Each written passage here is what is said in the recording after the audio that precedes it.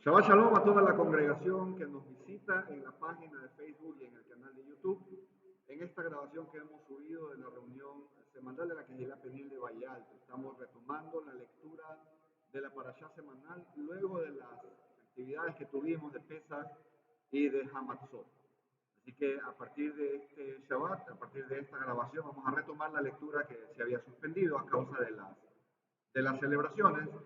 Y pues esta es una práctica que se viene haciendo ancestralmente, desde mucho antes del tiempo de Yeshua incluso, la lectura semanal de la Torá de manera organizada, con lecturas que ya están propuestas y organizadas de esa forma por la comunidad israelita de aquella época, incluso de antes del tiempo de Yeshua. Así que hoy estaremos leyendo la continuidad que habíamos suspendido del libro de Levítico de Vayikra, desde el capítulo 16, 17 y 18. Esos tres capítulos lo veremos el día de hoy, comentando algunos aspectos de la enseñanza que nos plantea el estudio de la semana. Así que bienvenidos a esta transmisión, a esta grabación que estamos haciendo y la subimos luego en estas plataformas. Esperamos pronto poder resolver el tema del internet para poder hacer las transmisiones directas. Mientras tanto, bienvenidos y Shabbat Shalom a todos los que nos visitan en nuestros canales.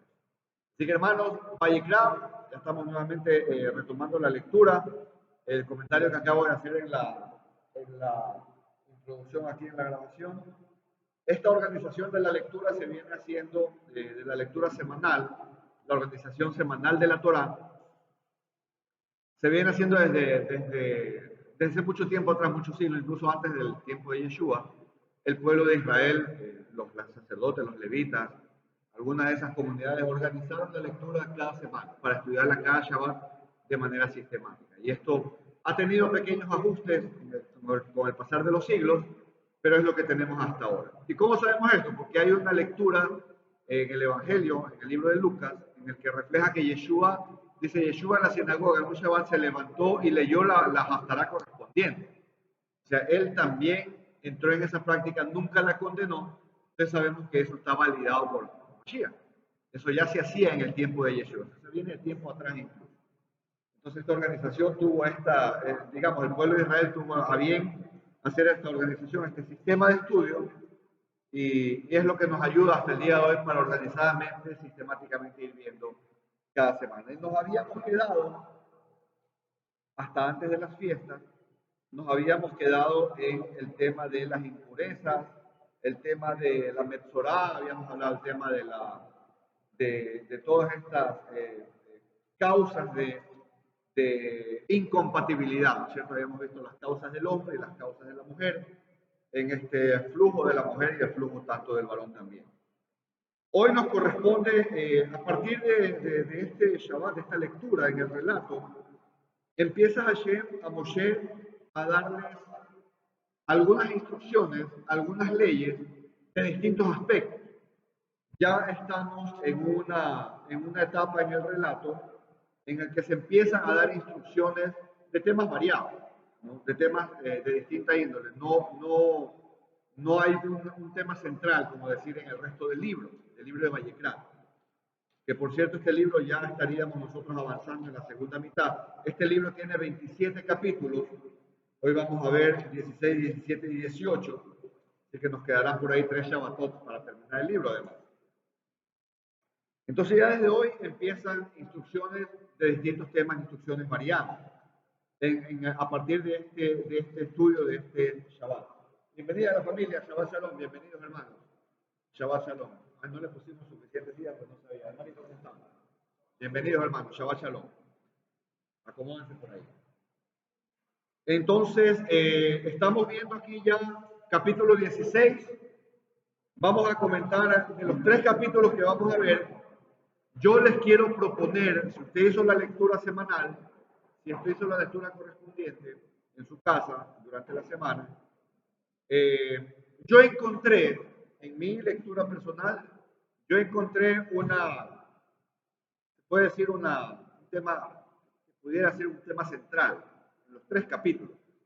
Lo voy a tratar de explicar así. El capítulo 16 es exclusivamente la exposición de cómo celebrar el Yom HaKippurim. ¿Cuál es ¿Qué es lo que nos corresponde hacer en Yom HaKippurim? ¿Quién se acuerda? ¿Qué es lo que hace el pueblo en Yom HaKippurim? El día de la expiación. Ayunar, ¿verdad? Una de las fiestas más alegres, ¿verdad? No se come nada ese día, ¿verdad? Afligir la garganta, ¿verdad? Dicen las traducciones en castellano, afligir vuestras almas. Ya sabemos que esa es una mala traducción. El concepto de alma en la Biblia no aparece. Entonces dicen afligir vuestras gargantas. Un ayuno completo, ni de alimento, ni de bebida, no se toma nada, no se come nada durante todo el día. Entonces, pero bueno, el capítulo 16 explica en detalle todo el rito que se hacía en ese tiempo en Yom Kippur, el tiempo del templo, el primero y el segundo templo y aquí en el tabernáculo. Pero una de las partes muy llamativas de este rito, de aquella época, el rito ancestral, es el tema de estos dos cabríos, estos dos chivitos que se llevaban, ¿se acuerdan? Lo del relato, que el uno se hacía una suerte y el uno se sacrificaba para Hashem, según la suerte que le caía, y el otro era llevado lejos. Y yo voy a comentar un poquito de este tema, porque hay algunos relatos, alguna gente tiene relatos distintos, eh, es complicado explicarlo, sobre todo de este chivito que se va, que le ponía las manos al sacerdote sobre la cabeza del chivito y ese no se sacrificaba. Ese era llevado lejos del campamento al desierto y allá que se pierda. Se lo dejaba solito por ahí y nadie sabe cuál sería el fin de ese animalito. Seguramente moría por ahí de hambre o cazado por algún animal. Pero el tema es que es muy simbólico el tema de ese chivo que se llamaba Azazel. Incluso con el nombre hay versiones distintas. La versión más tradicional rabínica dice que es un nombre asignado a Satanás, que era expulsado al pecado. Otras versiones discrepan de esta explicación, de este nombre Azazel. Yo encontré una explicación que me parece más acorde, no, no, no me parece muy acorde a la explicación de que sea representación de Satanás este chivito, el chivo que se va. Me parece más acorde a la otra explicación que dice que es básicamente el chivo del apartamiento, de la separación, de la expulsión, si usted quiere. La expulsión del campamento, la expulsión del pueblo. Y voy a leer un poco este relato. Estamos en el capítulo 16. Si usted tiene su Biblia, nos saltamos de una vez al versículo 16. 16. En el 16 versículo 16 habla del chivito que salía para Hashem y que era sacrificado. Lo voy a leer tal como está en la Reina Valera. Así purificará el sacerdote el santuario a causa de y ahí menciona tres palabras en un mismo versículo, a causa de las impurezas de los hijos de Israel, de sus rebeliones y de todos sus pecados. Y de la misma manera hará también el tabernáculo de reunión, el cual reside. Entonces, esas tres palabras son palabras distintas en hebreo. Impurezas, rebeliones y pecados. Las impurezas hacen referencia a toda aquella condición que nos hacía incompatibles. También, por ejemplo, el flujo desordenado de la mujer, que lo vimos hace poco. El flujo del semen del hombre desordenado también. Si alguien tuvo que manipular un cadáver, por ejemplo, lamentablemente cuando alguien fallece, pues alguien tiene que hacerse cargo del cadáver, ¿no? Acomodarlo y el cuerpo arreglarlo. Entonces esa persona quedaba incompatible con su santidad hasta la noche. Entonces de esa palabra habla las impurezas, de la palabra también. Luego dice las rebeliones. En la palabra rebeliones aparece una palabra que es aquellas cosas en las que deliberadamente hay culpa. Y la tercera palabra es satá, es la paga por el pecado. Entonces, de estas tres cosas, como pueblo se sacrificaba el animalito.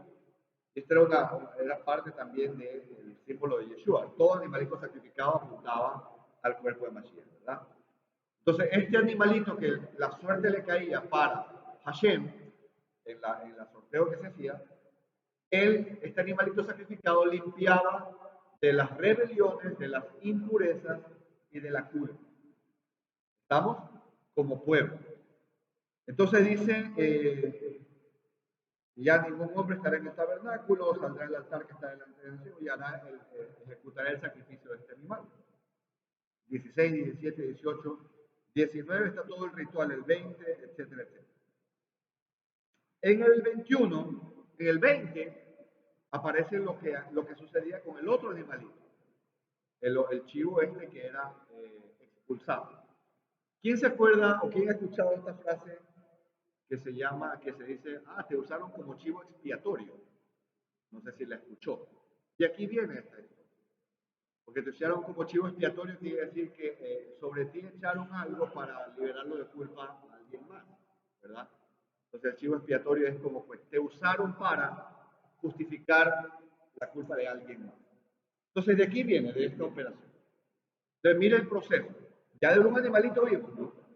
De un animalito vivo que salió la suerte para Hashem, el sacerdote lo degollaba, pero interesantemente, antes de degollar el primer animal, al menos en la lectura de este capítulo, no aparece que el sacerdote le pone las manos. Simplemente lo llevan al sacerdote, el sacerdote hace la cirugía, la operación esta del degollamiento y ya, ¿verdad? Y la sangre se hace todo el resto del sacrificio, sobre el altar y todo. Pero en este animalito que va a ser expulsado del campamento, dice el 20, cuando hubiera acabado de expiar el santuario, el tabernáculo de reunión, el altar, hará traer el animalito que quedó vivo, el macho cabrío que quedó vivo. Pondrá Aarón sus dos manos sobre la cabeza del macho cabrío vivo, confesará sobre él todas las iniquidades de los hijos de Israel, ¿sí? Todas sus rebeliones y todos sus pecados, poniéndolos así sobre la cabeza del macho cabrío, lo enviará al desierto por mano de un hombre destinado para esto, y aquel macho cabrío llevará sobre sí todas las iniquidades de ellos a tierra inhabitada y dejará ir el macho cabrío por el desierto. Después vendrá Aarón al tabernáculo, se quitará las vestiduras y se lavará y quemará la grosura del otro animal que se sacrificó, y ahí viene otra parte del ritual. Entonces, la verdad que la explicación certera de esta yo no la he escuchado todavía. Alguien que diga, no, certeramente las evidencias históricas.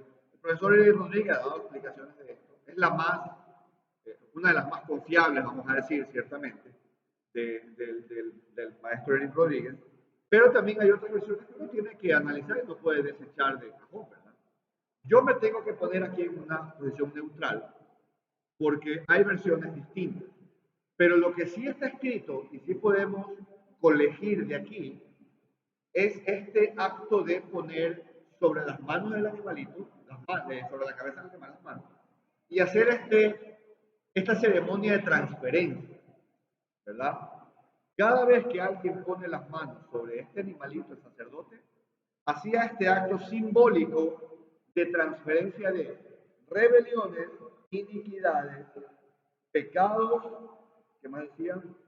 Iniquidades, rebeliones y pecados. Tres cosas pasaban del pueblo a la cabeza del animal. Y este animal entonces, a partir de ese momento, ¿qué era?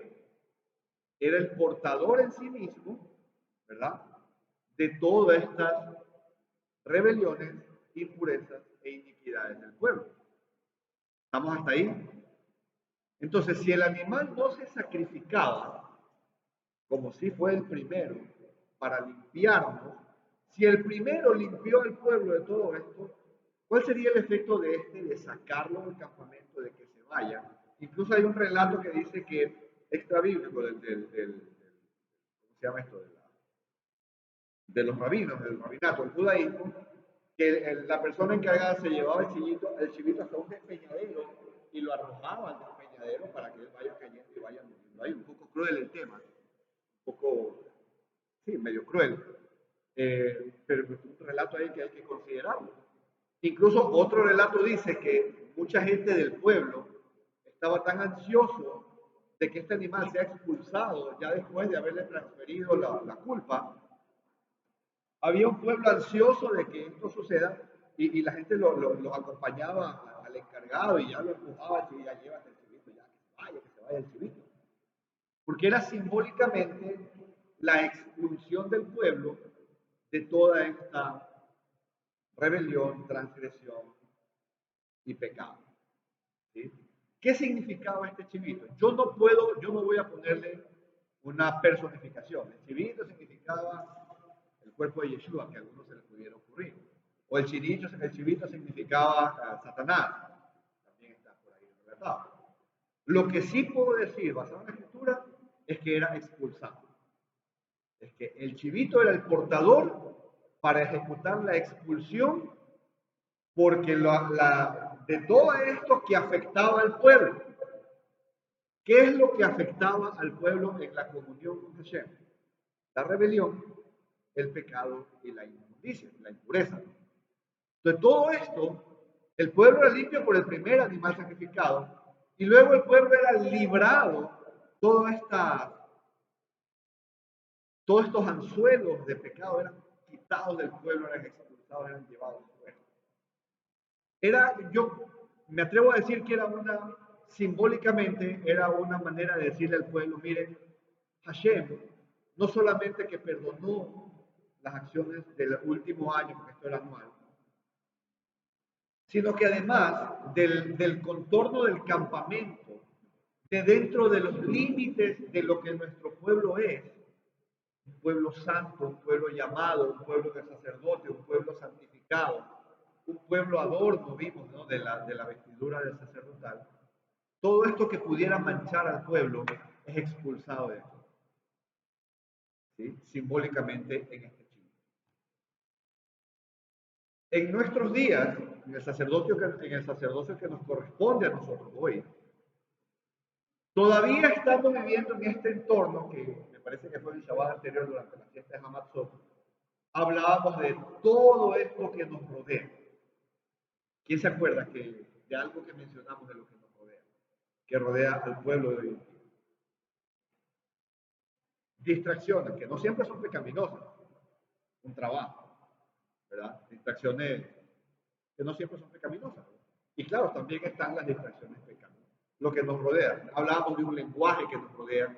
Hablábamos de los jóvenes, los adolescentes que están expuestos. Hablábamos de un código de vestimenta que nos rodea, que también nos afecta a toda edad. Hablábamos de comportamientos, conductas, hablábamos de algunas doctrinas, la apostasía. Entonces, hoy en día, pecado sigue siendo manifestado de una forma distinta, pero siguen siendo, ¿cómo se dice? Estas trampas, ¿verdad? Que nos pueden hacer llegar, que el pueblo llegue y caiga a una transgresión, a una rebelión o a un pecado ya en sí. Rebelión, transgresión y pecado. No es transgresión, es rebelión, es contaminación, impureza y pecado. Son cosas que nos rodean. Le digo algo, muchas de estas distracciones, que es una palabra que me gusta muchísimo, porque no es gravosa, ¿no? Oye, estás distraído, es distinto que le digan hermano, usted está distraído, a que le digan hermano, usted está en pecado. Normalmente el hombre el ser humano trata de, es chocante, está en pecado, está en una impureza. A ver, explícame eso porque no me cuadra. Si te dicen, usted está distraído, hay una distracción alrededor suyo, es como más manejable, más aceptable. Y en este sentido, hermanos, sí tenemos que tener cuidado con las distracciones. No se diga del pecado, por supuesto, de las tentaciones gravosas, ahí sí, de rebelión, pero hay distracciones que sí nos desconectan. Hay distracciones que sí nos llevan a esta condición de estar distraído y desconectado por completo. Los que estamos criando hijos.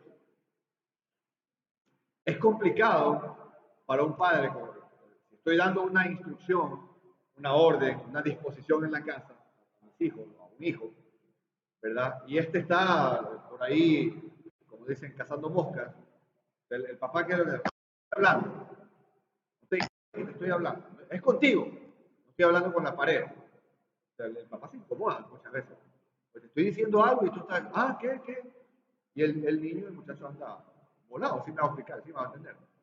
Entonces, para el papá es incómodo, porque hay una distracción, hay algo que no deja que tu niño, tu hijo, te ponga atención ¿verdad? Y cuando me señalo el oído, hermanos queridos, hay una palabra en hebreo para esto. Escuchar para poner por obra. Shema. Shema. No es cuestión de oír para que me entre por aquí y me salga por acá.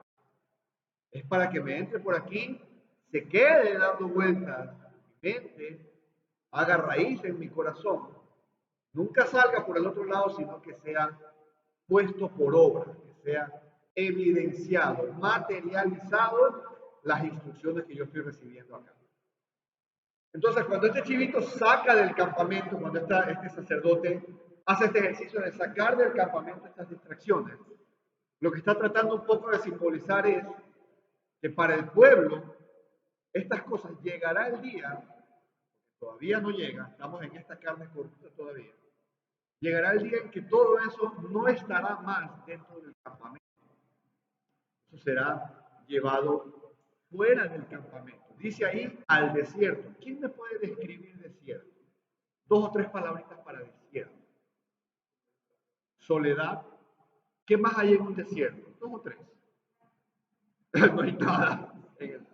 No hay vida en el desierto, correcto. Soledad, hay ausencia de vida. ¿Qué más puede haber? Hay una palabrita que estoy buscando, que me diga. En un desierto, ¿qué no hay? No hay agua.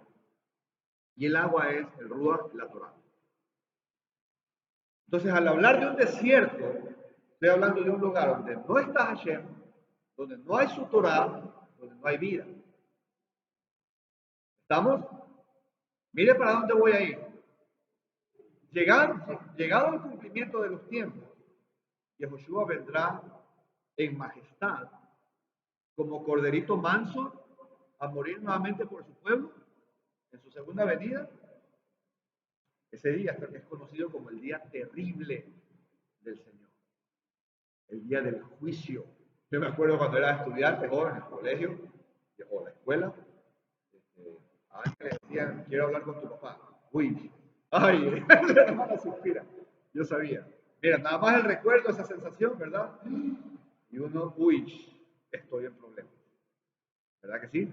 El profeta Daniel, cuando dice el día terrible de Hashem, es porque viene un día terrible de juicio. Es porque todo el mundo inclinará su rodilla, confesará que Dios es Hashem, y temerá, temblará toda la creación delante de él. Y confesaremos su nombre. Amén. Entonces, el día terrible, cuando Él venga, se va a establecer una separación. Se va a establecer esto de que allá está el desierto y acá está un pueblo. Se va a establecer un campamento. La celebración del octavo día luego de Sukkot, ¿cómo se llama? Se me fue el nombre de verdad. Shemini Atzeret es la fiesta de los apartados, la fiesta de los convocados. Es el octavo día de aquellos que quedaron. ¿Que quedaron de qué? Ya de la limpieza total. ¿Y el resto quedó dónde? Mire que del chivito, después que es mandado al desierto, no se sabe nada más. No hay ni siquiera memoria de él. Se fue y el pueblo quedó acá adentro festejando, celebrando el Yom HaKippurim, y del chivito ya no hay más ni siquiera memoria. ¿Me escuchó? Entonces aquel día vendrá en el que el juicio será establecido. Bienvenido a los Shalom. Tome su lugar, un asientito.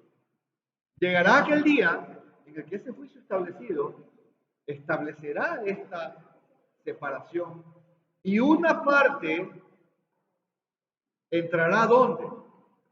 A un lugar donde no hay vida, donde no hay agua, donde no está Dios, donde no hay nada. Se establecerá una separación. Yo creo, y me atrevo a proponer, porque pues, no, después de las reflexiones y la lectura, de que esta simbología de coger ese chivito y llevárselo al desierto es una especie de enseñanza didáctica de que llegará este tiempo de que en el desierto terminará todo aquello. ¿Cuál es el destino de todas las distracciones de su pueblo? No van a prevalecer, hermano. ¿Sabe qué? Ni siquiera la muerte prevalecerá en el pueblo. Ni siquiera la muerte, porque para eso está la resurrección.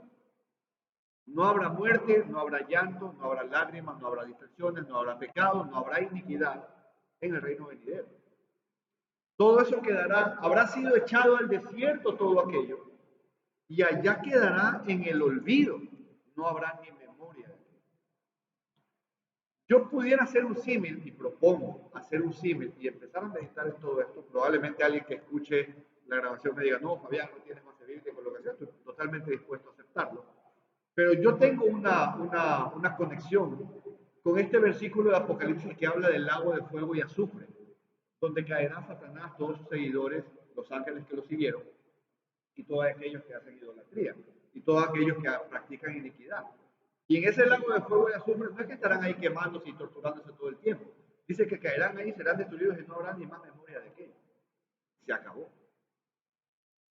Se acabó por completo. Y ya acá en la Jerusalén celestial, hablando apocalípticamente, que tengamos el privilegio de entrar allí, ¿qué pasó? Ya no tendremos ni memoria de todo aquello que nos agobiaba en esta realidad que hoy nos rodea, las distracciones que nos rodean. Dice que ahí en la Nueva Jerusalén no habrá llanto, no habrá tristeza, Él enjugará toda lágrima, ¿verdad? Y todo será gozo, shalom, en ese reino. Entonces yo creo que este chinito Sacel sacarlo del campamento y que se lleve todo eso y quedó perdido en el olvido, es una didáctica para esto. Pero esa didáctica incluye que usted y yo tengamos esa conciencia plena de esta separación y de que estoy seguro de que el pueblo de Israel en esa época y en nuestra época, nosotros como israelitas, tener conciencia de que cuando llegue el día de Yom HaKippurim y acordarnos de todo este proceso, que ya no se hace, por cierto, pero sí acordarnos y tener el memorial y decir, yo no quisiera ir al desierto el día de hoy.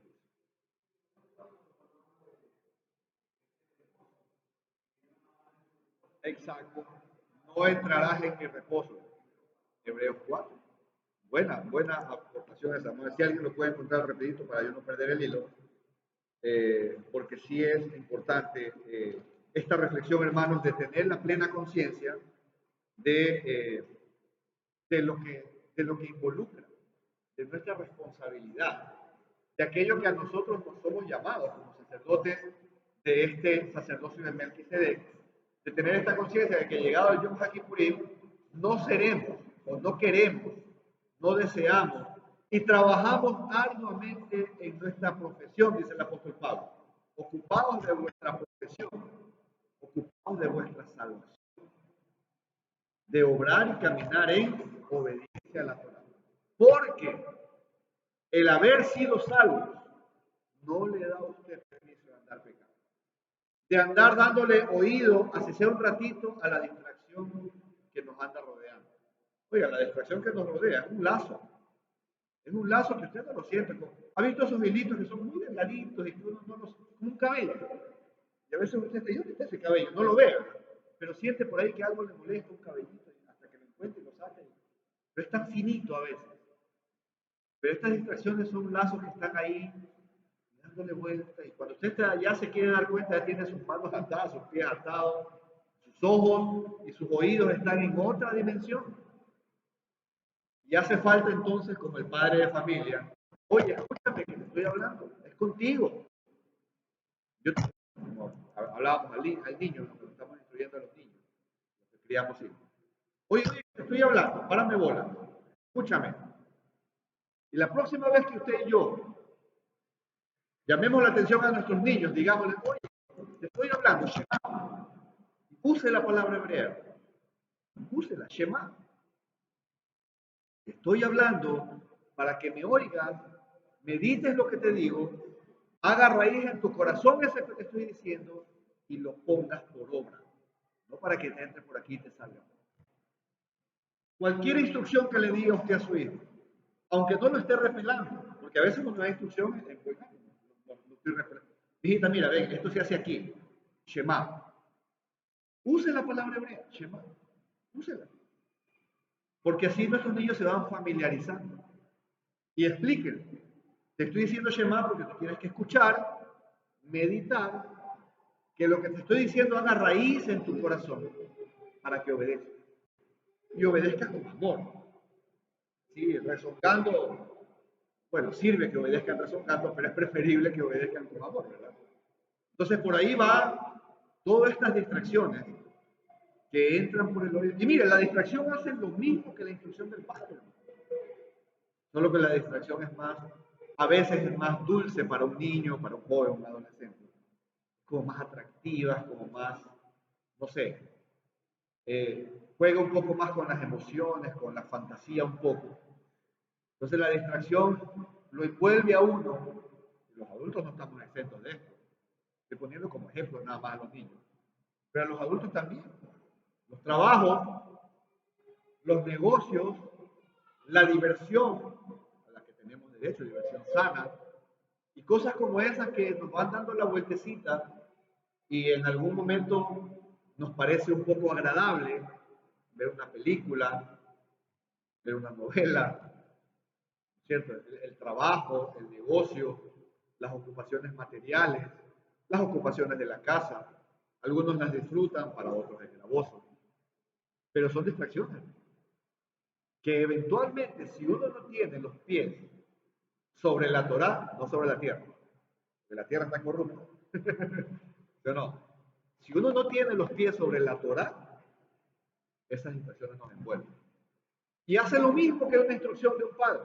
La instrucción, la distracción, entra por aquí, le empiezo a dar cabida, echa raíz en mi corazón termino poniendo por obra lo que no me conviene. Dice el apóstol Pablo, todo me es lícito, pero no todo me edifica, no todo me conviene.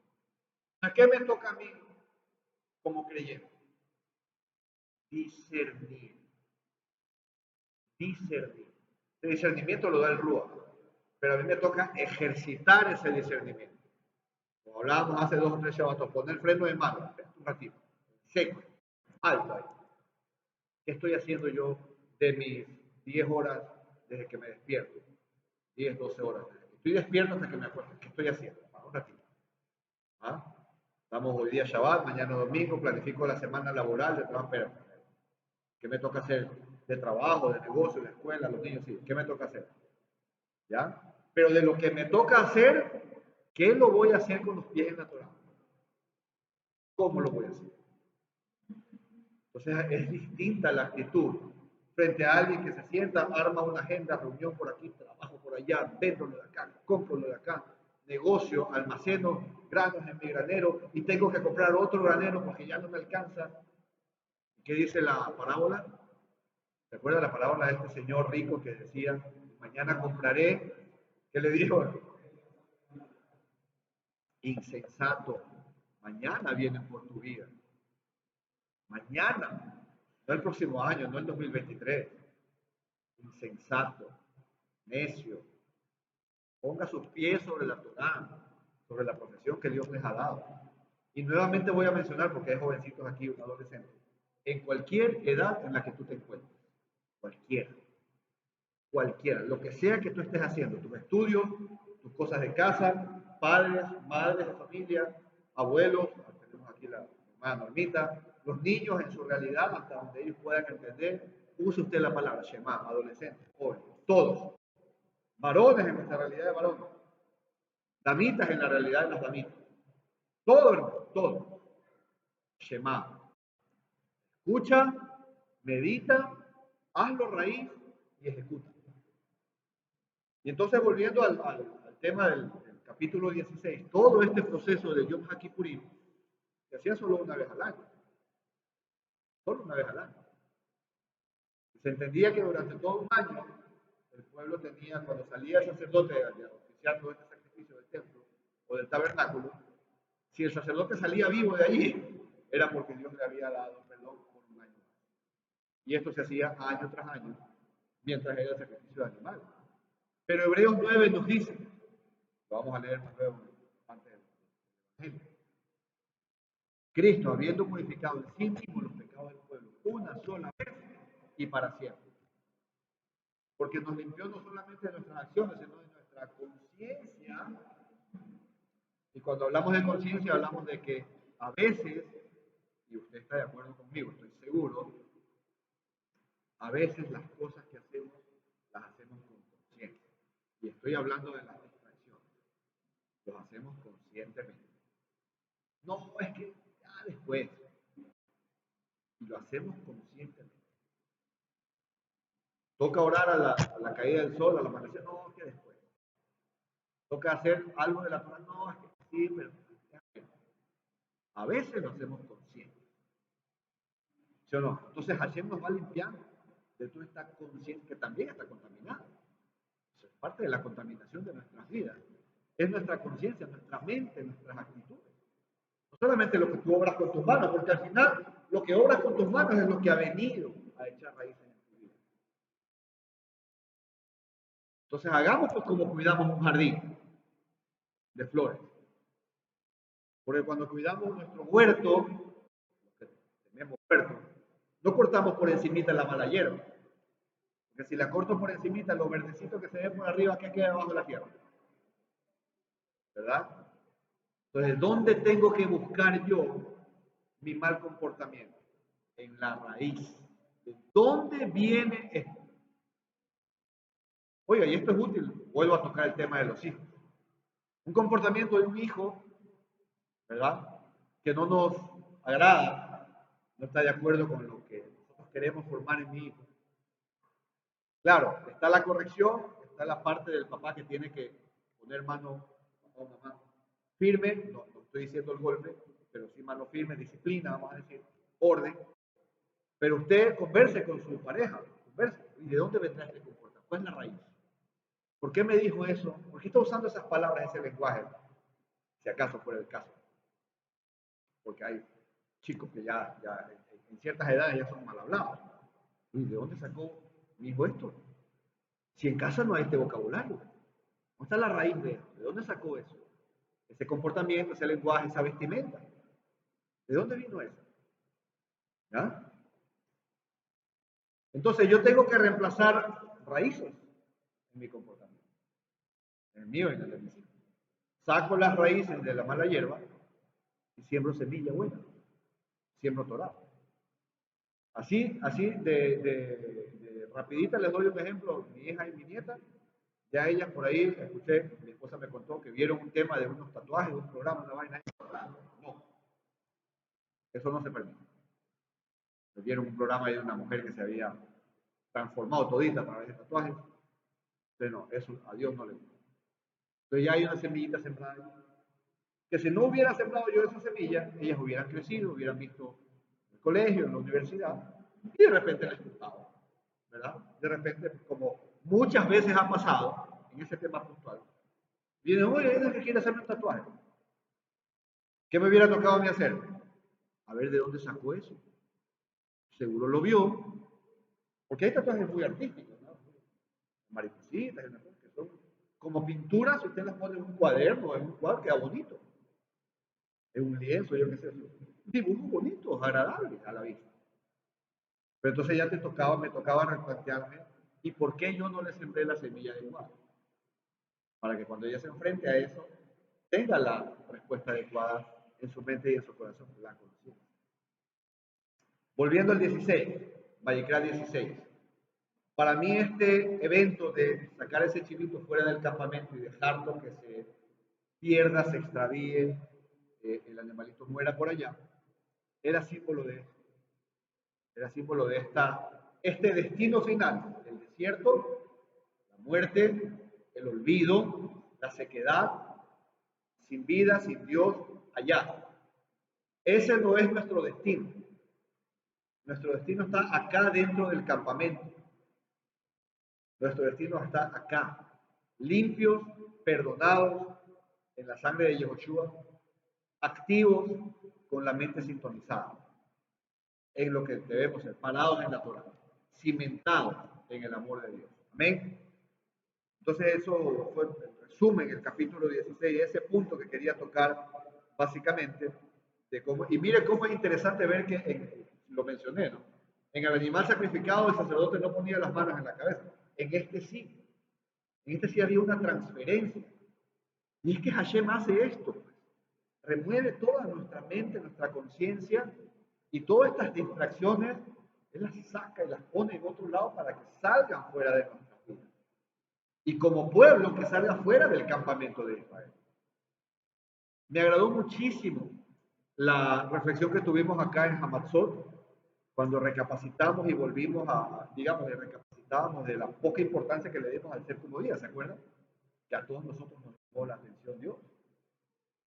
Entonces, eso es sacar fuera del campamento. Entonces, ya eso está fuera de este campamento. Está fuera de nuestra congregación. Ya el próximo año eso no nos va a volver a pasar. Bendito Hashem que nos ayude. Ya tomamos conciencia. Y ya eso fue sacado de nuestra vida. Mire cómo en la práctica se puede ejecutar esto. Llévalo a tu vida personal. Medítalo una vez a la semana, no una vez al año. Cada Shabbat, vaya a su casa, medite, hable con sus hijos grandes, su pareja. Usted está solo en casa, medítelo. En su vida personal. En cualquier ámbito de su vida. Y transfiera, pues, todas estas distracciones. Y sáquelas del campamento de su vida. Haga un ejercicio semanal, mensual, diario, ¿por qué no?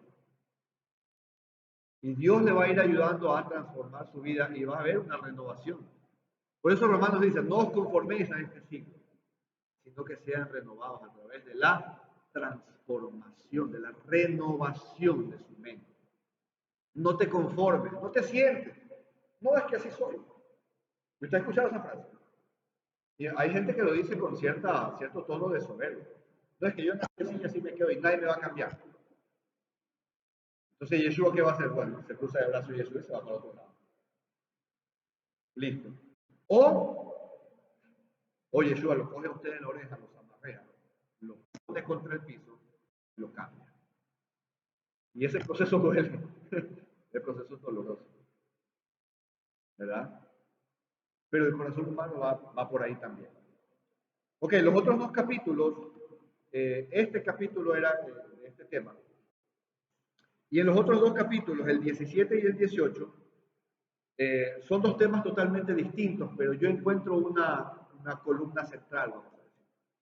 El 17 habla de la exclusividad del tabernáculo o el templo para ofrecer un sacrificio a Dios. Cuando el templo estaba construido, estaba en pie, el primero y el segundo templo, y mientras estuvieron en el desierto, cuando estaba el tabernáculo, la carpa desmontable, Dios le dio la instrucción aquí en el capítulo 17 de que solamente allí y solamente allí tú le puedes ofrecer un animal sacrificado a Dios, en ningún otro sitio. Si tú vivías muy lejos, tú podías vender ese animal, llegar al tabernáculo o llegar al templo, y solo allí en el templo era posible recibir el sacrificio de holocausto, del animal estamos hablando, para Dios. Entonces Dios reclama una patente de exclusividad. Él le dice, a ver, ¿tú quieres sacrificar un animal en tu casa? No puedes. Tráelo al sacerdote al templo. ¿Tú quieres sacrificar un animal en el camino donde vas? No, Señor. Es aquí en mi casa. Solo aquí tú vas a sacrificar un animal.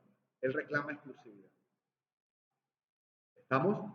Entonces le dice, si el resto de las naciones, Israel, si el resto de las naciones sacrifican animales a sus dioses en cualquier otro sitio, en los lugares altos, en los montes, en los collados, eso es problema de ellos.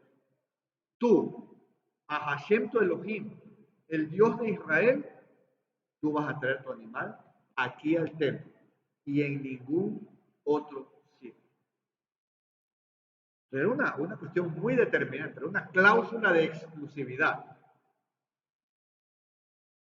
Y incluso hay una frase, un versículo, el versículo 9. Y si no lo trajere a la puerta del tabernáculo para hacerlo a Hashem, ese varón será cortado de su pueblo. Y esa frase la repite 2 o 3 veces en el resto de la lectura también del capítulo 18. Será cortado de su pueblo. ¿Qué quiere decir será cortado de su pueblo? No es israelita. No puede llamarse creyente del Dios de Israel. No puede. Puedes llamarte cualquier otra doctrina, puedes llamarte cualquier otra cosa, menos creyente del Dios de Israel. Si tú sacrificaste un animal, te lo llevaste a cualquier otra parte, no al tabernáculo o al templo, cuando estuvo el templo de Salomón y luego el segundo templo, tú no eras israelita. Eres cortado del pueblo de Israel y no eras considerado israelita. Era así de grave. Entonces a mí esta cláusula de exclusividad, es corto este capítulo, el capítulo 16, tiene el 17, tiene 16 versículos nada más. Me habla de un matrimonio, porque un matrimonio es una cláusula de exclusividad, o sea, tanto para el hombre como para la mujer. Dios te dice, le decía al pueblo, ese animalito que yo te lo pedí, me lo traes al templo donde yo te digo, a ningún otro sitio. Es aquí donde tiene que estar sacrificado. Que yo soy Dios tuyo. Y si no lo haces así, eres cortado del pueblo. Simplemente no eres israelita. ¿Verdad? Entonces lo mismo sucede en el matrimonio. O sea, para mí es una cláusula de exclusividad de parte de Dios. Y luego en ese mismo capítulo habla el tema de la sangre del animal. Muy importante entender el proceso de desangrar, de degollar al animal que iba a ser sacrificado. Esa sangre debía caer a tierra y debía ser enterrada, debía ser tapada con tierra. Esa sangre no podía usarse nada más que para la expiación de los objetos del templo, se rociaba esa sangre, pero no podía ser objeto de ser ingerida.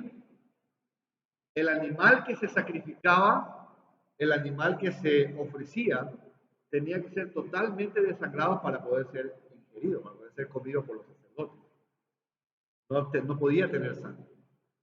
Y ahí viene un tema de la ciencia, de la veterinaria, que resulta ser que estos animalitos rumiantes tienen un sistema de las venas y las arterias que es distinto de los otros animales.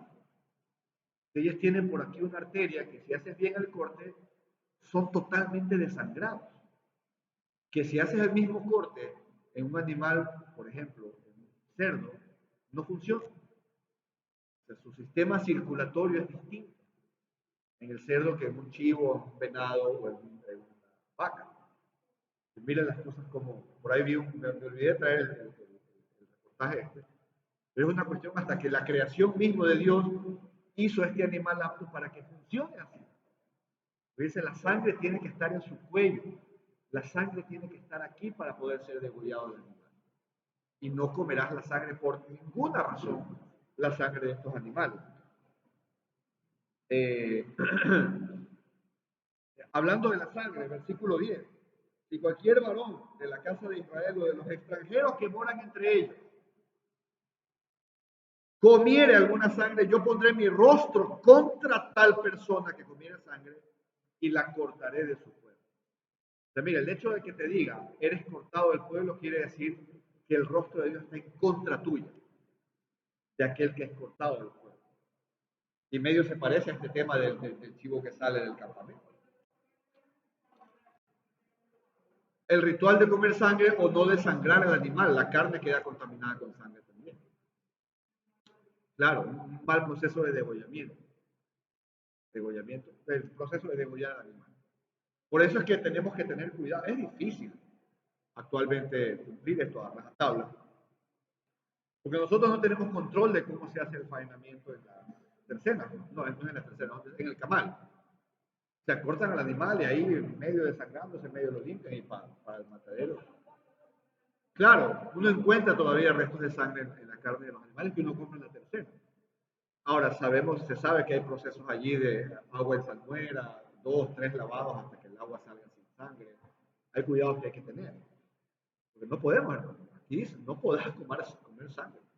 Si después ya de hacer todo el proceso, intentarlo y todo, o sea, ya hice lo más posible, ya hay una conciencia limpia de que hemos cumplido con el mandamiento. Amén. Dice, porque la vida de la carne está en la sangre, y yo les he dado la sangre para hacer expiación sobre el altar por vuestras vidas. Y por la sangre se hará expiación de la persona, la sangre del animal, estamos hablando. Por lo tanto, le he dicho a los hijos de Israel, ninguna persona de vosotros comerá sangre, ni el extranjero que mora entre ustedes comerá sangre. Entonces yo le decía a las niñas ahora en la mañana, si tuviéramos visita en casa de alguien que no es creyente, y dice, no, yo vengo trayendo ahí no se diga un animal impuro, un seco de chancho o algo, no, pero algo, un caldo de salchicha, un caldo de salchicha. No, pero es tripita de borrego o es tripita de res, pero tiene sangre, no se puede. Ah, bueno, ya ustedes no coman, pero yo sí como. No, señor. En esta casa no se puede comer. Aquí en la casa no se puede comer. No es que usted no es creyente y usted sí coma en mi casa. Eso es profanar el hogar. Y uno puede decir esto de manera determinante con respeto y con amor, ¿no? Sin que se ofenda a la persona. No, mira, lo que pasa es que esto, por favor, perdóname, pero no puedo permitir que coma esto. Sirvámonos esta otra cosa, usted saca una alternativa.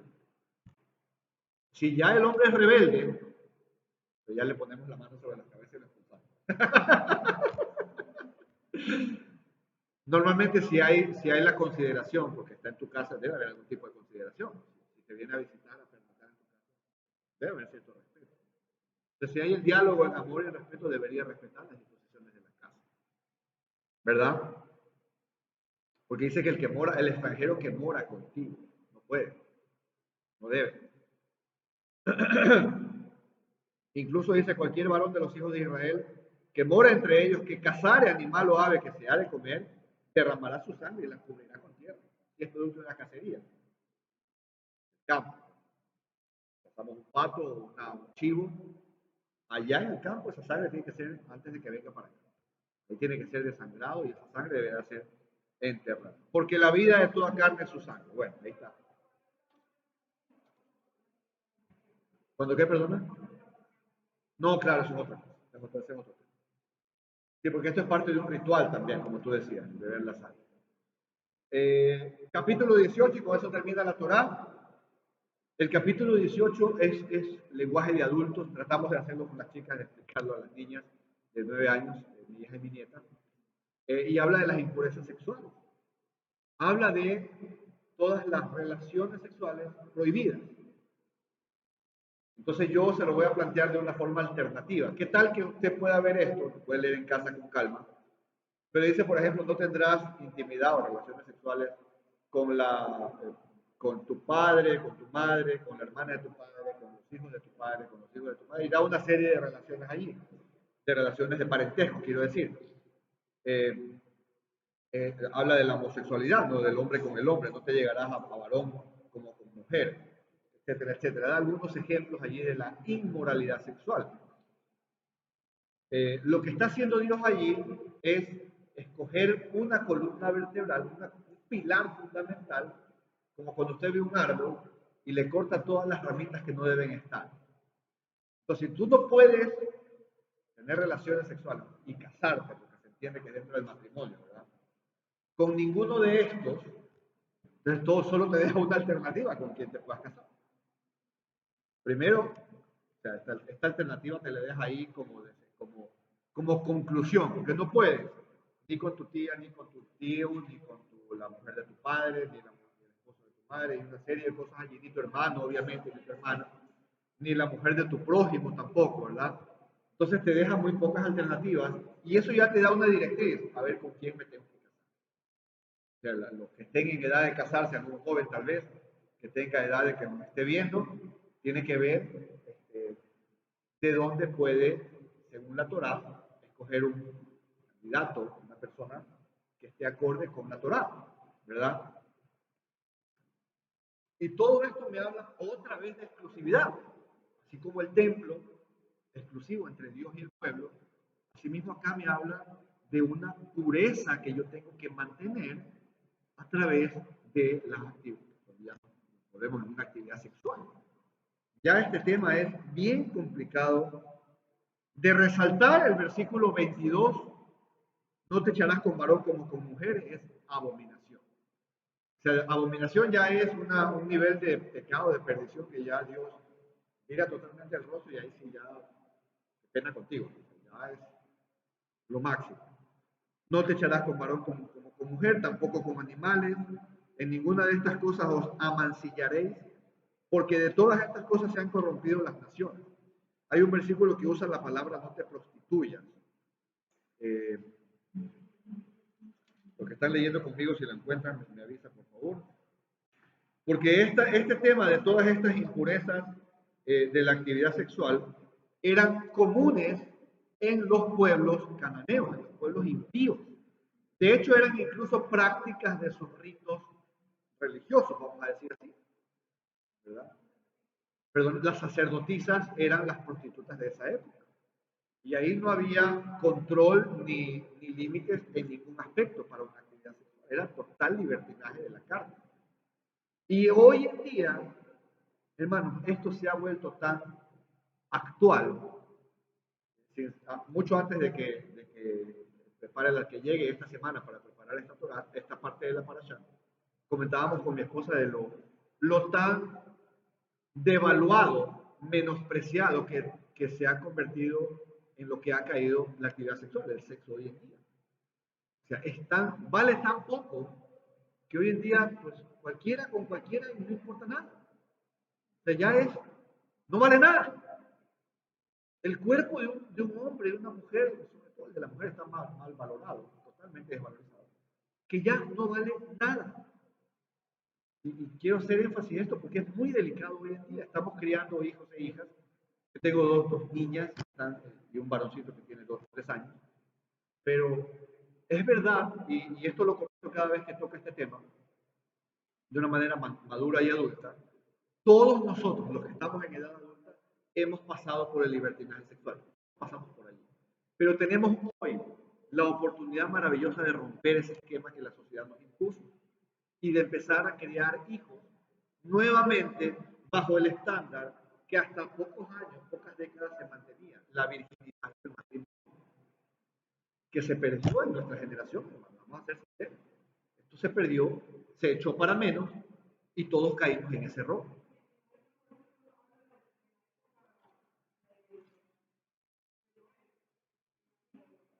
Los últimos versículos del capítulo 18.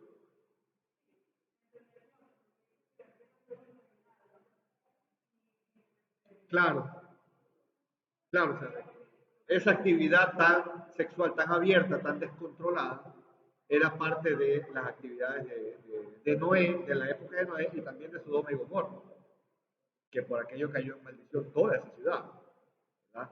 Pero entonces hoy en día, esto de la pureza sexual no tiene ningún valor. O sea, está tan mal visto ser sexualmente puro que hasta te hacen bullying, se burlan de ti. Y un joven, una joven que haya decidido esto en su vida, guardarse hasta el matrimonio, puede ser objeto de burla. Y se va a sentir mal si no está criado con la fortaleza de carácter necesaria. Entonces, que el desafío es grande, hermanos, en este tema para los que estamos criando hijos y nietos. Toca criar a veces. Entonces, el desafío es grandísimo. Es de reforzar este tema en casa, con amistades, con parientes, y de poner un freno a lo que el mundo nos llegó a contaminar hasta nuestra generación. Amén. Entonces es un desafío muy grande, hermano, que tenemos que tomar con valentía para poder proponer a las otras generaciones, a las generaciones que vienen adelante, un comportamiento distinto. Entonces el capítulo 18 y el capítulo 17, ambos me hablan a mí de una exclusividad. Dios dice, solamente aquí me haces el sacrificio, y en el tema sexual, solamente con tu esposo. Ese es un tema central de estas dos exposiciones. En las haftará de la semana tenemos que saltarnos hasta Ezequiel, el libro del profeta Ezequiel, en el capítulo 22, sí, 22, solo son 19 versículos. Pueden salir los niños a distraerse un rato.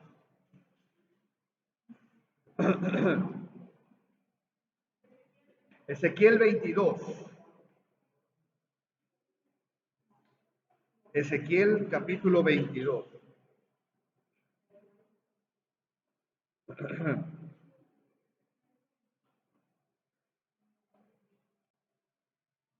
En Ezequiel 22 se hace alusión, son pocos versículos, se hace alusión precisamente a dos aspectos de la caída de Israel, del pueblo de Israel.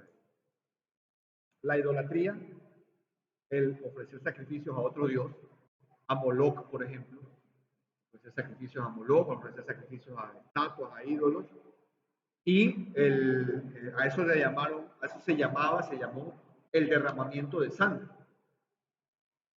Muchas veces cuando usted escuche o lea en las profecías derramamiento de sangre, no necesariamente es un asesinato de una persona, sino el sacrificio de animales a otro dios. O sea, es un derramamiento de sangre que no tiene por objeto un sacrificio a Hashem, sino que tiene por objeto idolatría. Entonces, Israel cayó en ese pecado. Bueno, no, eso es, podría interpretarse como fornicación, sí, pero fornicación más habla de entre seres humanos, de las personas, sí, de las relaciones sexuales impuras. Entonces el capítulo 22 habla de el juicio que le cae a Israel a causa de este derramamiento de sangre a otros dioses. Mire, por ejemplo, donde dice, desde el versículo 3, podemos leer unos cuantos versículos. Dirás pues, así ha dicho Hashem, el Señor, ciudad derramadora de sangre en medio de sí, Jerusalén. En medio de la ciudad santa, la terrenal, de la Jerusalén terrenal. Allí donde estaba el templo, ahí donde estaban los sacerdotes, ahí donde todo el día la gente pasaba y estaba el templo ahí en un monte alto. O sea, no es que tenías que ir por una calle, pasar ciertos edificios para ver el templo. El templo se veía de lejos. El templo de Hashem, aquel tabernáculo maravilloso. Ahí en esa ciudad, sacrificio de animal. Entonces dice, ciudad derramadora de sangre en medio de sí para que venga su hora, y que hizo ídolos contra sí misma para contaminar. Por eso dice un versículo, he pecado contra Dios y contra ti, cuando se habla del daño que yo le he causado a mi hermana o a una hermana. El pueblo de Israel profanó el nombre de Dios a través de la idolatría, pero al mismo tiempo se hizo daño a sí mismo. A ellos mismos se hicieron daño, a la misma ciudad santa. Entonces, cuando usted peca, hermano, usted ofende a Dios, pero se hace daño a usted mismo. El tener un poco un mandamiento, el tener por un mandamiento así como que algo más o menos nomás, eso es ofensa a Dios, pero también nos agravia a nosotros. O sea, al final Dios se ofende, mira la cara y dice, ¿quién pierde más, Dios o usted? ¿Ah? Como cuando yo me imagino, no ha pasado, o no he sabido que haya pasado, pero un adolescente de 12, 13 años, ay, que me voy a ir de la casa porque he muerto. ¿A quién le hace daño? ¿Te hace daño tú o me hace daño? A mí me duele. Si fuera el caso, no yo de padre. Le estás haciendo daño tú más que a mí. Tú te haces más daño de lo. Si nosotros, no nosotros, el insensato, mire, el hijo pródigo, el insensato, ¿qué fue que hizo? Dame mi herencia que yo me voy y yo soy libre. ¿Quién se hizo daño? El padre sufrió, se quedó dolido, ¿verdad? Esperando, anhelando que el hijo venga, así. Pero el mayor daño lo llevó él mismo. Entonces le dice Dios, contra ti misma, que has hecho ídolos y has derramado sangre para esos ídolos. En tu sangre que derramaste has pecado y te has contaminado en tus ídolos que hiciste y has apurado el día de tu juicio y has llegado al final de tus años. El momento de tu juicio llegó a causa de tu prevaricación. Por tanto te he dado en oprobio a las naciones y en escarnio delante de la tierra. Las que están cerca de ti y las que están lejos se reirán de ti, amancillada de nombre y de grande turbación. He aquí que los príncipes de Israel, cada uno según su poder, se esfuerzan en derramar sangre, en sacrificar ídolos a quien no es Dios. O sea, esto cayó uno tras otro, líderes, sacerdotes, príncipes, gente de dinero, líderes de la ciudad, líderes del pueblo, cabezas de familia. ¿Por dónde empieza el orden? Por la casa. Y una casa tiene cabeza. Un hogar debe tener cabeza. Y a ellos nos pedirán cuenta. Primerito. He aquí que los príncipes de Israel, cada uno según su poder, se esfuerzan en derramar sangre. Al padre y a la madre despreciaron en ti. Al extranjero trataron con violencia en medio de ti. Al huérfano y a la viuda despojaron. Israel se olvidó de toda misericordia, de todo temor de Dios. Cayeron en idolatría, en dejar de ayudar al prójimo, en ver al necesitado para allá, problema de él, vea cómo se resuelve. Yo cantar, que aquí en mi casa tengo comida, lo siento mucho, no tengo por qué compartir con nadie. ¿Se imagina eso? Que no nos pase.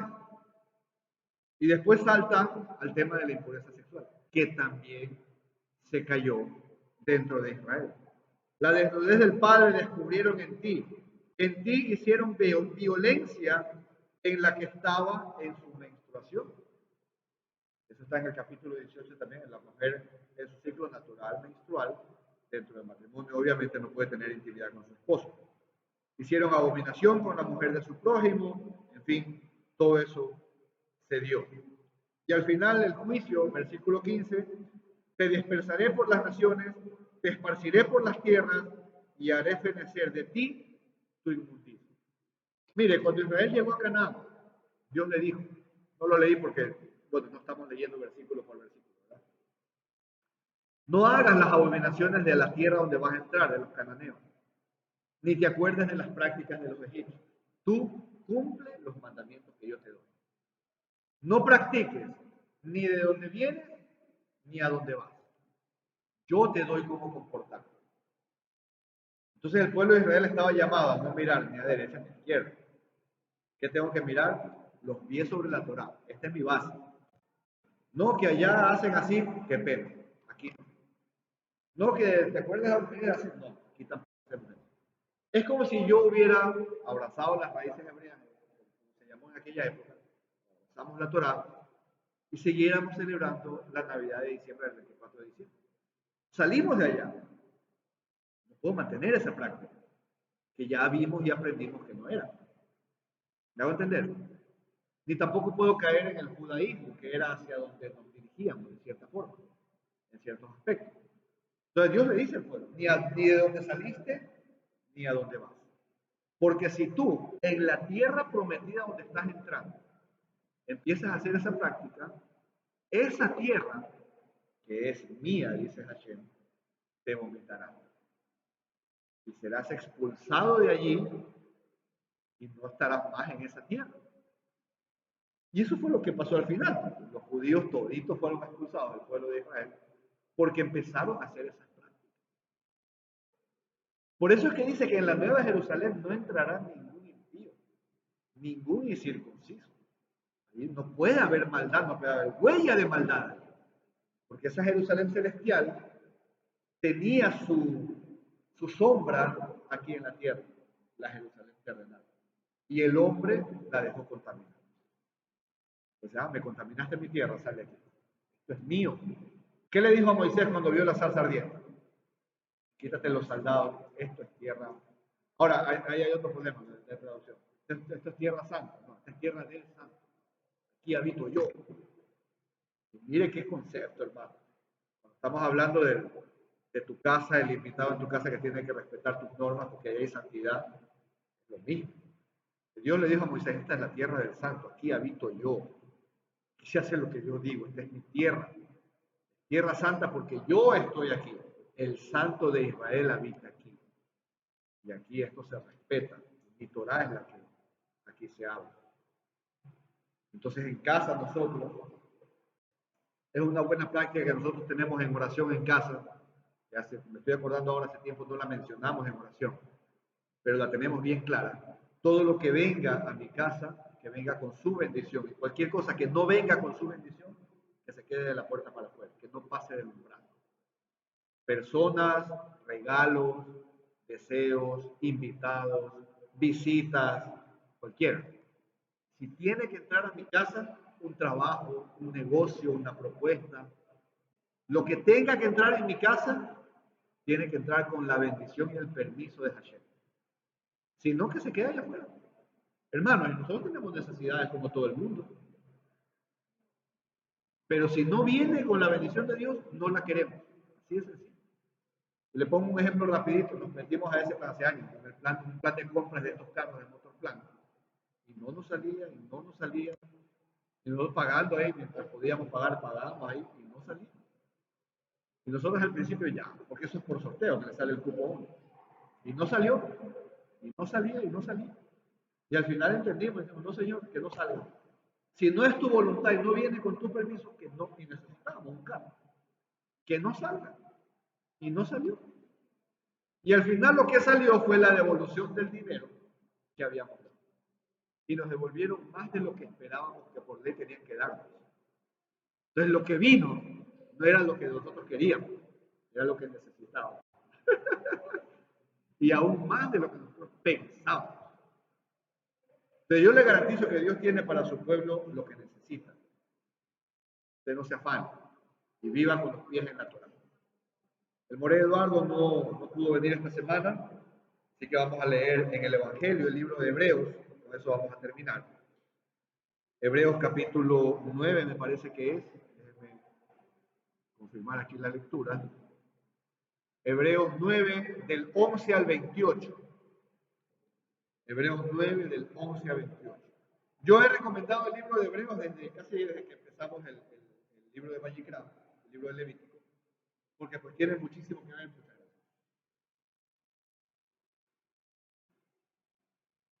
Porque está ahí mencionado todo el cumplimiento del sacerdocio de Yehoshua. Hebreos 9 del 11 en adelante. Hebreos, desde el capítulo 7 hasta el 10 y 11, usted puede leerlo, y habla todo del sacerdocio de Melquisedec, el sumo sacerdocio de Yehoshua, y cómo este sacerdocio es hoy el portador del pacto, el pacto que antes estaba en el sacerdocio levítico. Ese pacto no cambió, lo que cambió fue el portador del pacto, lo expliqué alguna vez. Pero el pacto es el mismo, estaba en manos de los levitas, hoy está en manos del sacerdocio de Melquisedec, que es todo el pueblo de Israel, las 12 tribus. Entonces, en el capítulo 9 viene haciendo el autor, que en mi conclusión es el apóstol Pablo. El autor de Hebreos empieza en el capítulo 9 hablando precisamente de este pacto del sumo sacerdocio, del lugar santísimo y todo esto. Y llegando ya al versículo 11, dice en el versículo 11, porque viene hablando de los animales que se venían sacrificando en el tabernáculo. Pero estando ya presente Mashiach, sumo sacerdote de los bienes venideros, ¿cuándo vienen esos bienes? Vienen todavía, son los que van a venir, las promesas de vida eterna, la Jerusalén celestial, todo esto que viene, por el más amplio y perfecto tabernáculo, que no fue hecho de manos, es decir, no es de esta creación. Yo lo he mencionado muchas veces. En el cielo hay un tabernáculo, igualito, y Moisés lo pudo ver. En el cielo hay un templo. No es que Moisés fue al cielo, a él se le mostró en una visión ese cielo, ese tabernáculo celestial. Y él hizo el símil aquí en la tierra con los materiales de esta creación, una sombra, un reflejo de lo que vio allá. Lo vimos, ¿verdad? Entonces dice, no hecho de manos, es decir, no es de esta creación. Es celestial, es divino. Y no por sangre de machos cabríos ni de becerros, es decir, no de animales. Los bienes venideros, las promesas de vida que tenemos, el perdón, el shalom, la restauración, la redención, no es porque ha muerto un chivo, un animal, un becerro. No es porque hay sangre de animal derramada, sino por su propia sangre, de su cuerpo. Por eso mencionamos alguna vez aquí, el que murió por usted y por mí en el madero no fue cualquiera. No puedo yo tener en poco una sola letra de esta Torá, ni del Evangelio. No puedo yo decir, es que sí, pero es que déjame ver. No, hermano. Esto es palabra que sale del corazón de Dios. Y Él derramó su sangre, no la de un animal. Si cuando un animal muere, un animal doméstico, y en el momento de los sacrificios había cierta tristeza. Porque ¿qué culpa tenía el animalito, hablando de los becerros, del pecado del pueblo? ¿Qué tenía que hacer un animal por el pecado del pueblo? Yo estoy seguro que si el animal hubiera podido hablar, hubiera dicho, oye, ¿yo qué tengo que hacer con tu pecado? Vete para allá tú, y paga tú tu culpa, ¿no? Y bueno, yo no he degollado un animal, pero o sea, hay un dolor, un sufrimiento ahí, ese pobre criatura, ¿verdad? Y el animalito ahí sufre su vaina y es un tema doloroso, hermano, como quieran verlo. Es un tema que alguien tiene que morir allí. Qué pena, es doloroso. ¿Eh? O sea, los que amamos a los animales, uno no puede ser insensible ante ese sacrificio. Y ver ahí la sangre que se derrama y el animalito ya ahí queriendo escaparse y queriendo. Es una cuestión complicada. No conmoverse con eso está complicado. Ahora, hermanos, traslade usted mentalmente, atómicamente al momento del sacrificio de Yeshua. Yo no lo vi, pero estoy seguro que ese cuerpo expresando la muerte ahí temblaba. Él no abrió su boca, pero estoy seguro que estaba, no sé, usted sabe, ¿no? Tembloroso ahí. A mí sí me ha tocado ver lamentablemente fallecer una persona en un accidente de tránsito, un atropellado. Sí vi el momento en el que es algo feo, chocante. Pero imagínese ver ahí al dador de vida, allí, su sangre derramada. Quiero crear, no estoy manipulando sus emociones. Quiero que usted cree una conciencia de qué fue lo que pasó allí, de quién murió allí, qué sangre fue la que se derramó. No fue de un animal. Fue aquel Dios que lo miró a usted con amor y lo llamó a la obediencia. Y hoy, el sacerdocio que usted a mí nos compete es el de sometimiento, es el de guardarle soberanía y respeto al rey. A aquel rey que vino a morir, su cuerpo tembloroso, allí derramaba su sangre. Sino por su propia sangre entró una vez para siempre en el lugar santísimo, habiendo obtenido eterna redención. La de los animales, ¿cuánto duraba la redención de los animales? Del macho cabrío este que se sacrificaba. Yom Kippurim. Un año nada más esa redención. Y el próximo año el pueblo tenía que otra vez estar esperando que el sacerdote salga a pedir perdón del pueblo. Uy, tenemos perdón otra vez, otro año más. Aquí qué dice, eterna redención. ¿Cuánto alegría le causaría a usted tener un año de perdón? Ah, qué alegría, estamos contentos. Y una eternidad de perdón. ¿Cuánto más? ¿Cuánta gratitud usted sentiría por un año de perdón? Versus una eternidad. Porque aquí dice eterna redención. Porque si la sangre de los toros y de los machos cabríos y las cenizas de la becerra, habla de la vaca roja, rociada a los inmundos, santifican para la purificación de la carne, ¿cuánto más la sangre de Mashiach?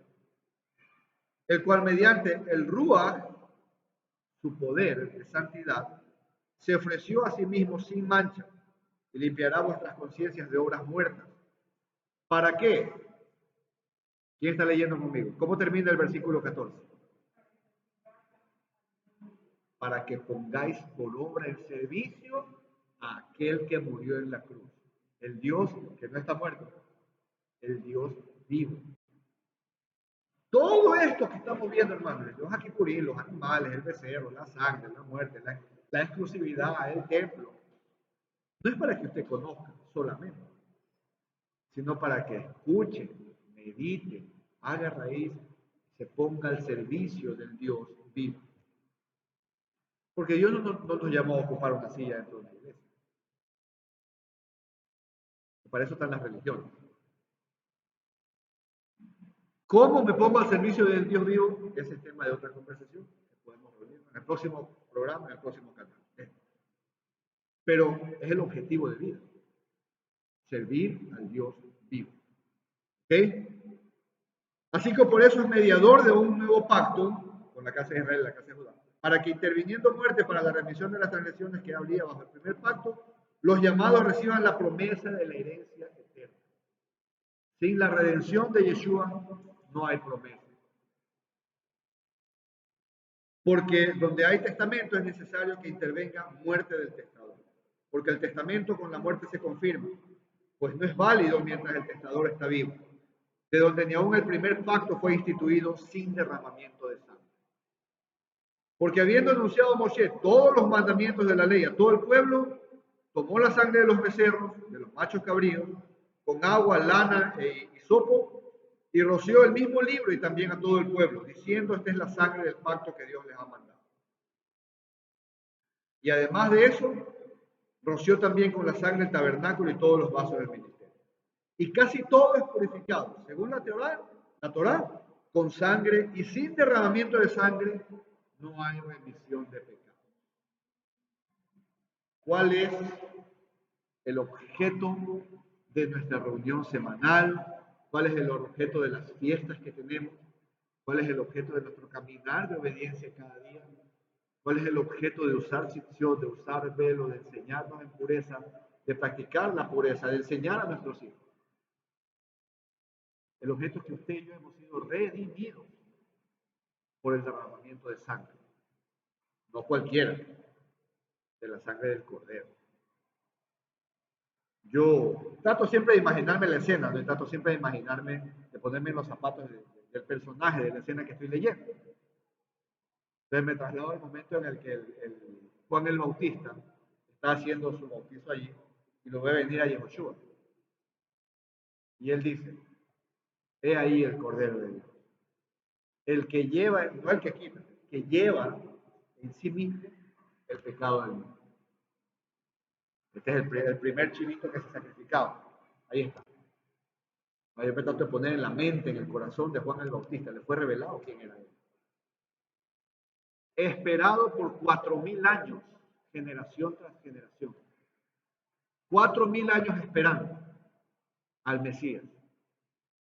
Y lo ven venir y caminando sobre esta tierra. Yo no me imagino lo que habrá sentido Juan el Bautista. Ahí está, llegó y me tocó a mí bautizarlo. Por eso le digo: yo no soy digno. ¿Qué soy yo para bautizarte a ti? Si yo no soy digno de nada, ¿quién soy yo para bautizar? Y Juan el Bautista era llamado sumo sacerdote.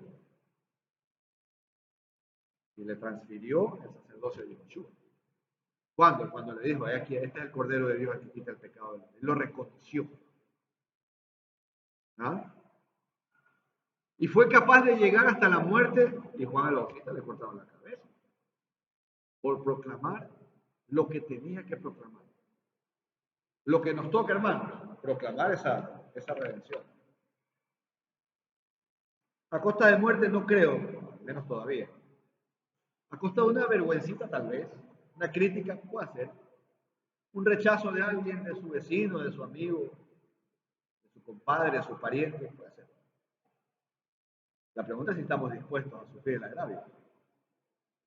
A que le digan: uy, que muy hermanito, muy santito está. Que tú eres mejor que yo, que sale religioso. A mí me llegaron a decir que no me gustaban las mujeres por andar rechazando propuestas. ¿Qué vamos a hacer? Bendito Dios. Entonces, hermanos, esa es la Torah que nos corresponde hoy. La exclusividad que Dios demanda para su pueblo, un contrato de exclusividad. Vamos a despedir la grabación para quedarnos aquí en la congregación presencial. Si usted vive en Guayaquil y no tiene una congregación, en su congregación, pues, por alguna razón le dicen que los mandamientos están abolidos, le invito a que conversemos de estos temas, lo invitamos a que nos visite y que se congregue con nosotros aquí en Guayaquil. Estaremos esperando a que se comunique con nosotros para poderle guiar. Hashem permita que esto sea así. Shalom para todos ustedes, Shabbat Shalom, lo que queda de Shabbat, y Shavuot Tov.